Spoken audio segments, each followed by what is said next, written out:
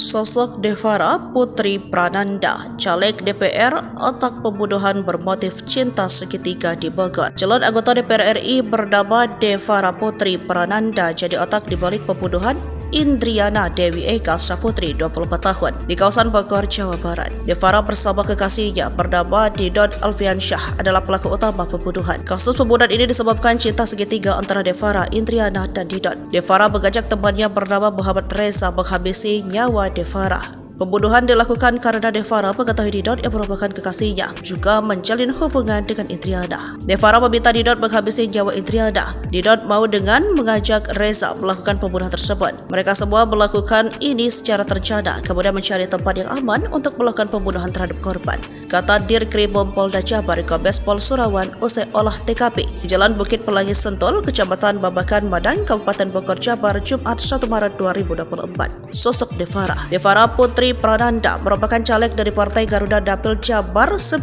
meliputi wilayah Majalengka, Subang hingga Sumedang. Ia ikut dalam pemilu tahun 2024 ini dengan berhasil mengumpulkan sekitar 226 suara.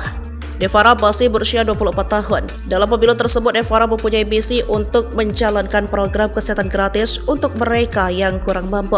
Selain itu, ia juga punya misi untuk menjamin akses pelayanan kesehatan yang berkualitas dengan harga yang terjangkau. Dengan begitu, maka kesehatan dan kesejahteraan masyarakat bisa dirasakan secara merata. Namun sayang, misi yang mulia ternyata merupakan sosok yang cukup sadis. Ia nekat menyewa pembunuh bayaran hanya karena masalah cemburu akibat diduakan oleh kekasihnya sendiri, yakni DT. Sekjen DPP Partai Garuda, Yohana Murtika, mengatakan keputusan memberhentikan tersebut berdasarkan hasil rapat internal yang dilakukan pihaknya atas kasus hukum menjerat Devara. Sudah kami cabut keanggotaannya. Kami dari internal pastinya memberikan peringatan keras kepada semua kader terlibat pelanggaran hukum, kata Yohana pada Minggu 3 Maret 2024. Partai Garuda menyatakan kasus hukum menjerat pembunuhan Devara yang kini ditangani Polda Jawa Barat merupakan akibat tindakan pribadi yang tidak terkait dengan partai.